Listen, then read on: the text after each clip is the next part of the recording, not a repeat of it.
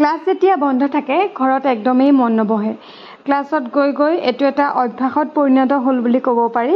সকলোৰ লগত যিটো আমাৰ ফূৰ্তি, যিটো আমাৰ কথা বতৰা, লগতে আমি যিখিনি শিকিব চেষ্টা কৰিছোঁ, সেইখিনি চাগে বহুত বেছি বিশেষ হৈ পৰিছে। সেইবাবে ক্লাছ বন্ধ থাকিলে ঘৰত মনেই নবহে। বিশেষকৈ মোৰ, আনৰ ক্ষেত্ৰত কি হয় নাজানো, বন্ধ থাকিলে মই ঘৰত থাকিব মনেই নকৰোঁ, ঘূৰিয়ে ফুৰোঁ।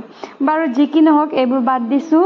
আজি আমাৰ ক্লাছত শিকালে হাইলাইট, আৰু হাইলাইটটো আজি মই আপোনালোকক ইমান বেছি ভালকৈ নেদেখুৱাওঁ। আপোনালোকক মই বেলেগ এদিন দেখুৱাম। আমাৰ ফাইনেল লুকটো মই আপোনালোকক বেলেগ এদিন দেখুৱাম। এইটো আপোনালোকক মই ছাছপেন্স দি থৈছোঁ দেই।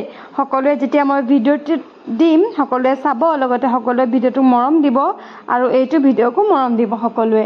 আৰু ক্লাছ খতম কৰি আহিলোঁ ঘৰ। তাৰ পাছত ঘৰত অকণমান জিৰাই ওলাই গ'লোঁ। এয়া লগ পালোঁ আমাৰ লিচিক। এইটো আমাৰ মাহীহঁতৰ দেই। সি মোক দেখিলে বৰ ভাল পায়।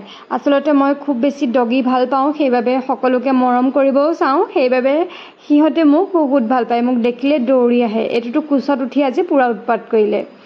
বাৰু এই ফুলপাহৰ নাম আপোনালোকে জানেনে? যদি জানে কমেণ্ট এটা কৰিব দেই। আমাৰ ঘৰত আছে, কিন্তু মই ফুলপাহৰ নামটো নেজানো।